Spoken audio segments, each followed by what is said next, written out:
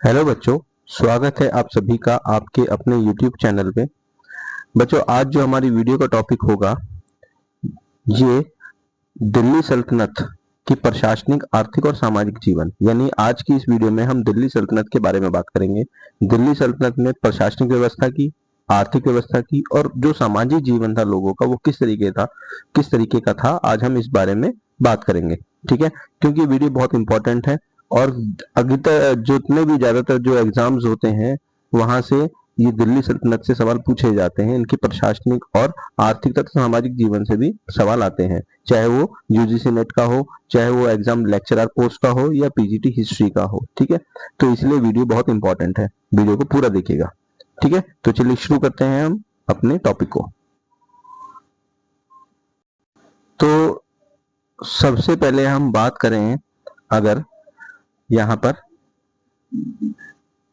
तो यहाँ हमें कुछ इंपॉर्टेंट पॉइंट्स है जिन पर डिस्कस करना है, जो बेहद इंपॉर्टेंट है, जहां से अक्सर सवाल आते हैं।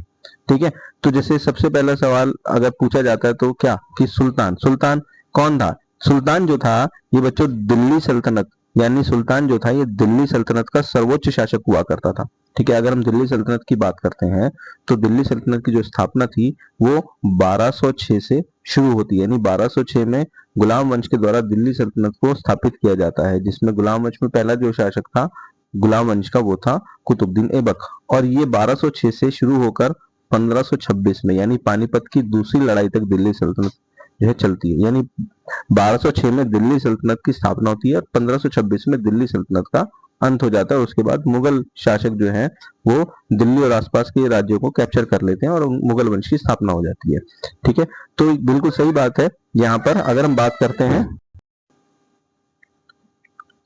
तो सबसे पहले अगर हम बात करते हैं सुल्तान, ठीक है, तो इसमें देखिए क्या है। सुल्तान जो था ये कौन था, ये सुल्तान जो था ये दिल्ली सल्तनत का सर्वोच्च शासक था। ठीक है, तो दिल्ली सल्तनत जो ये शब्द है, तो अगर हम बात करते हैं 1206 की, यानी साल 1206 में दिल्ली सल्तनत की स्थापना हो जाती है और 1206 से लेकर 1526 तक दिल्ली सल्तनत जो है वो कायम रहती है। क्योंकि 1526 में जो बाबर होता है, ये बाबर दिल्ली सल्तनत के सुल्तान इब्राहिम लोदी को हरा देता है। तो 1206 से लेकर 1526 तक का जो टाइम पीरियड है वो दिल्ली सल्तनत का है। और दिल्ली सल्तनत में अगर हम बात करते हैं शासक की, कि यहाँ पर जो शासक था वो कौन था, दिल्ली सल्तनत में जो सर्वोच्च जो सत्ता होती थी वो किसके हाथ में होती थी, वो सुल्तान के हाथ में होती थी। यानी सुल्तान जो था वो दिल्ली सल्तनत का सर्वोच्च शासक था। वह सेना, न्याय, प्रशासन का प्रमुख होता था। बिल्कुल सही बात है, सुल्तान के हाथ में सेना, न्याय और प्रशासन की बागडोर हुआ करती थी। उसकी सहायता के लिए विभिन्न विभाग बनाए गए थे। तो सुल्तान अकेला शासन तो करता था, लेकिन उसकी सहायता के लिए, उसको सलाह देने के लिए अलग अलग विभाग बनाए गए थे। ठीक है, तो यहाँ पर यही चीज इंग्लिश में लिखी गई है। The Saltanat was a supreme ruler, the sultan was a supreme ruler of Delhi Saltanat. He was the head of army, justice and administration. Various department assist him in governance. ठीक है, चलिए आगे देखते हैं। अब यहाँ पे कुछ इंपॉर्टेंट फैक्ट है, इसको देख लेते हैं।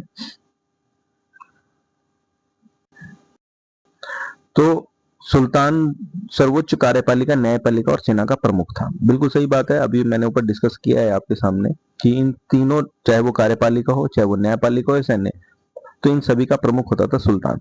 ठीक है, अब हम बात करते हैं यहाँ पर केंद्रीय प्रशासन की, कि दिल्ली सल्तनत का जो केंद्रीय प्रशासन था वो कैसा था। ठीक है, इसके सेंट्रल एडमिनिस्ट्रेशन की बात करेंगे, विभाग और अधिकारी के जो कार्य थे उनकी बात करेंगे।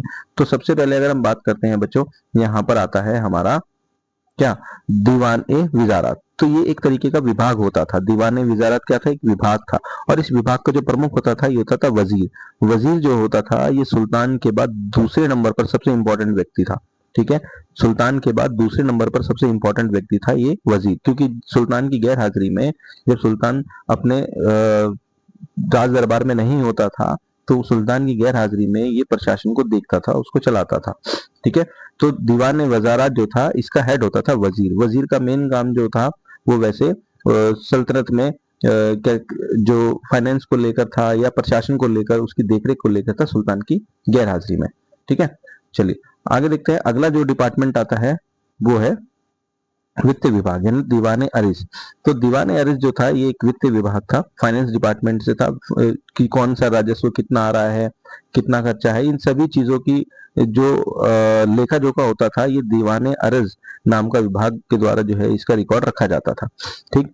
तीसरा आता है सेना विभाग से जुड़ा हुआ डिपार्टमेंट था ये, अरीजे ममालिक। तो अरीजे ममालिक जो था ये सेना विभाग से यानी मिलिट्री डिपार्टमेंट से जुड़ा हुआ था। सैनिकों की भर्ती करना, उनके नाम लिखना, उनको वेतन देने, जितने भी संबंधित काम थे ये सभी इसी विभाग के द्वारा किए जाते थे। ये भी एक प्रमुख विभाग होता था। ठीक है, चलिए आगे देखते हैं। आगे आता है यहाँ पर दीवाने इंशा। दीवाने इंशा जो था ये शाही पत्र व्यवहार, शाही पत्र व्यवहार करता था। ठीक है, सुल्तान जो भी पत्र व्यवहार करता था किसी दूसरे शासक के साथ, शाही पत्र व्यवहार, वो उसको बनाने का जो काम होता था दीवान इंशा का होता था। ठीक है, तो दबीर खास और दीवान इंशा इनका सेम काम होता था, ये शाही पत्र व्यवहार या पत्राचार करते थे। ठीक है, दीवान रसलात जो था ये क्या था, ये विदेशी कार्यों को देखता था, विदेशी कार्य को देखता था दीवाने रसलात। आगे है सद्र उस सुदूर। सद्र उस सुदूर का जो मुख्य काम होता था इस डिपार्टमेंट का, वो धार्मिक कार्य से जुड़ा हुआ था, रिलीजियस अफेयर से जुड़ा होता, धार्मिक काम जितने भी होते थे वो सद्र और सुदूर के द्वारा किए जाते थे। ठीक है, उसके बाद अगला जो हेड आता है, डिपार्टमेंट जो आता है वो है काजीउल कुजात। काजीउल कुजात जो था इसमें मुख्य कौन होता था, काजी होता था, और काजी का काम होता था न्याय व्यवस्था का। ठीक है, न्याय करना।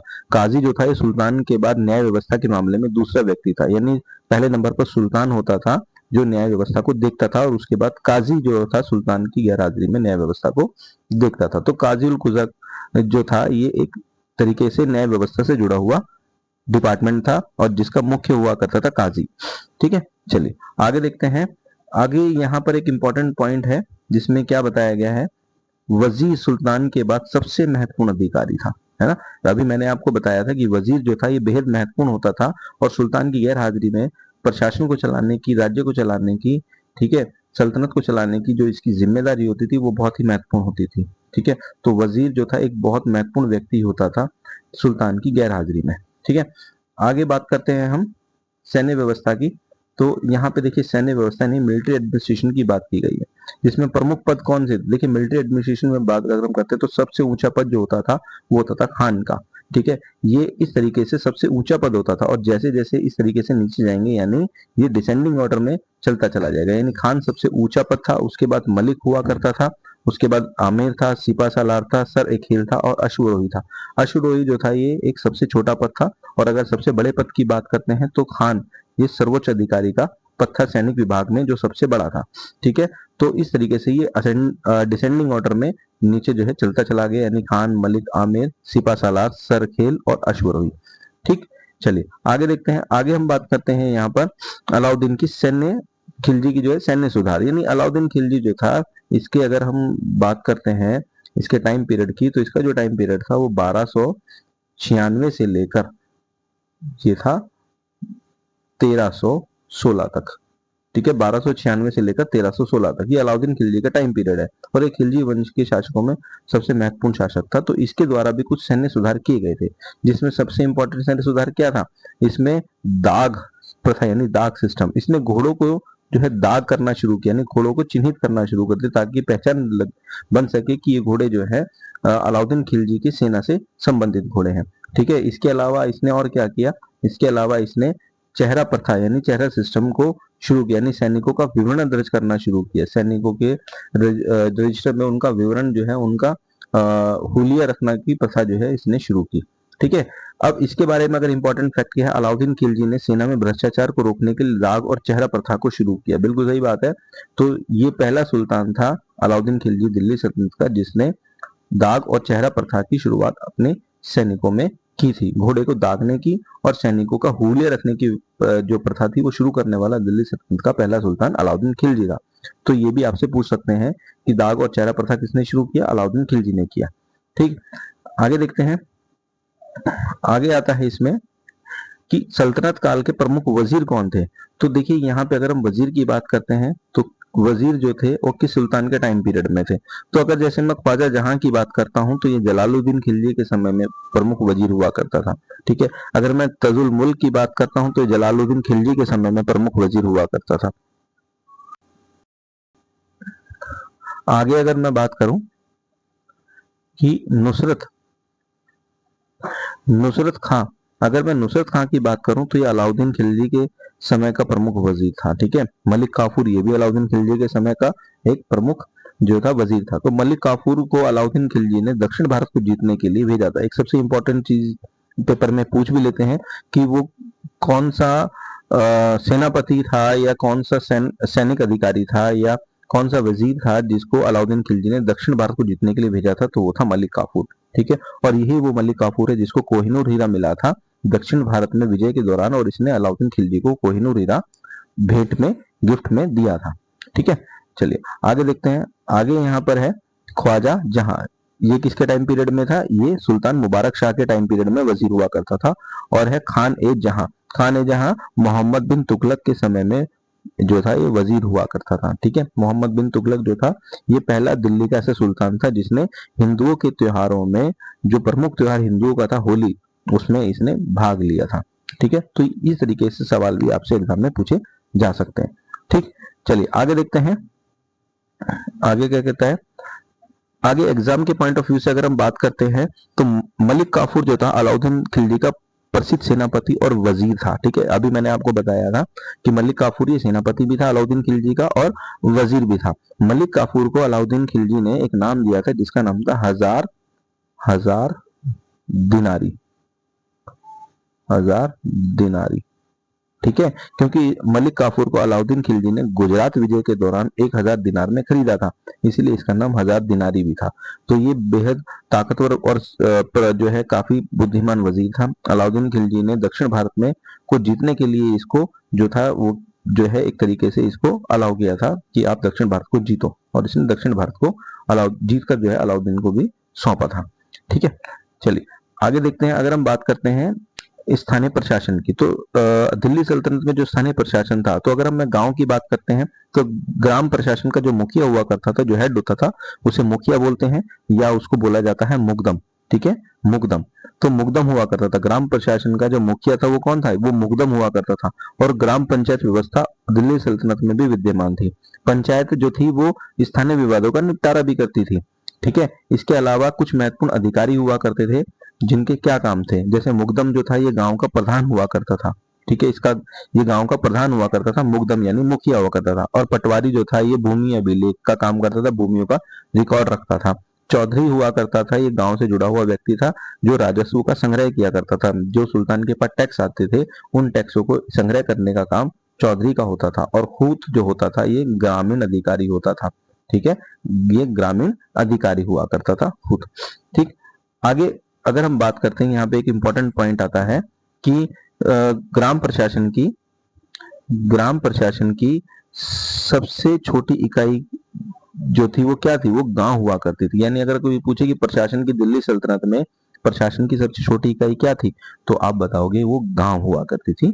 ठीक है, चलिए अब आर्थिक और सामाजिक जीवन की बात करते हैं। दिल्ली सल्तनत में इकोनॉमिक और सोशल लाइफ कैसी थी? तो सबसे पहले एग्रीकल्चर यानी कृषि हुआ करती थी, लोगों का मुख्य व्यवसाय था कृषि।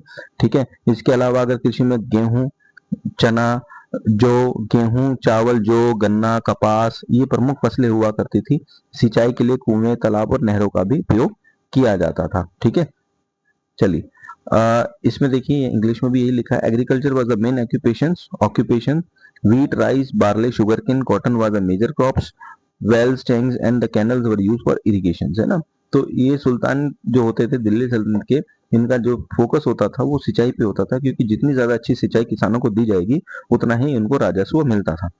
ठीक, चलिए अब यहाँ पे एक चीज इंपॉर्टेंट है, वो क्या है? इंपॉर्टेंट फैक्ट कि फिरोज शाह तुगलक ने अनेक नहरों का निर्माण करवाया। तो फिरोज शाह तुगलक ने नहरों का निर्माण कराया, साथ ही साथ फिरोज शाह तुगलक ने शक सिंचाई के नहरों के द्वारा सिंचाई तो करवाया ही करवाया, साथ ही उसने सिंचाई कर भी जो है किसानों पर लगाया। ठीक है, चलिए अब इसमें आगे है, हम बात करते हैं व्यापार,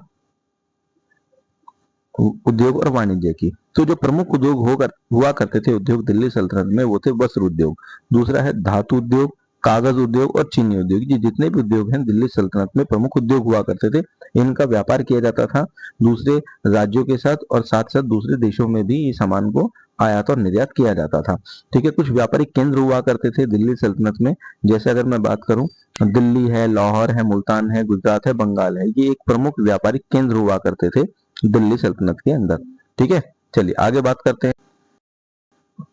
आगे इंपॉर्टेंट पॉइंट है, यहाँ पर इंपॉर्टेंट पॉइंट में बताया गया है मुल्तान और गुजरात व्यापार के प्रमुख केंद्र हुआ करते थे। देखिए यहाँ भी व्यापारिक केंद्रों की बात की गई है कि दिल्ली, लाहौर, मुल्तान, गुजरात, बंगाल थे, जिनमें मुल्तान और गुजरात जो थे ये बेसिकली ज्यादा प्रमुख जो थे व्यापारिक केंद्र हुआ करते थे। ठीक है, आगे हम बात करते हैं परिवहन और संचार की। तो परिवहन और संचार की अगर हम बात करें, यानी ट्रांसपोर्ट और कम्युनिकेशन की बात करें, तो प्रमुख साधन जो क्या थे, जैसे घोड़ा है, ऊंट है, बैलगाड़ी है, पालकी है, सड़कें, ये एक तरीके से ट्रांसपोर्टेशन और कम्युनिकेशन के प्रमुख साधन हुआ करते थे। ठीक है, और यहाँ पर दिल्ली से लेकर बंगाल तक जो है सड़कें बनाई गई थी। दिल्ली सल्तनत में बेसिकली इन सड़कों के माध्यम से जो है व्यापार होता था।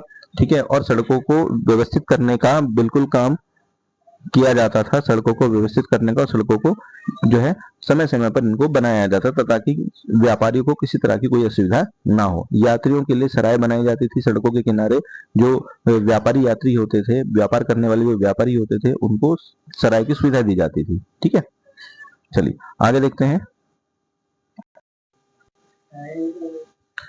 आगे इंपॉर्टेंट फैक्ट इसमें क्या है कि मोहम्मद तुगलक और फिरोज शाह तुगलक ने सड़कों का विकास किया। ठीक है, अभी मैंने आपको बताया था कि बहुत से दिल्ली सल्तनत के सुल्तान हुआ करते थे जो बेसिकली सड़कों के विकास पर बहुत ध्यान करते थे, क्योंकि सड़कों के द्वारा ही व्यापारी एक मार्ग से दूसरे मार्ग पर, एक स्टेट से दूसरे स्टेट तक जाते थे। ठीक है, और इसीलिए इन सड़कों की काफी देखभाल की जाती थी, इन सड़कों के किनारे सराय बनाई जाती थी।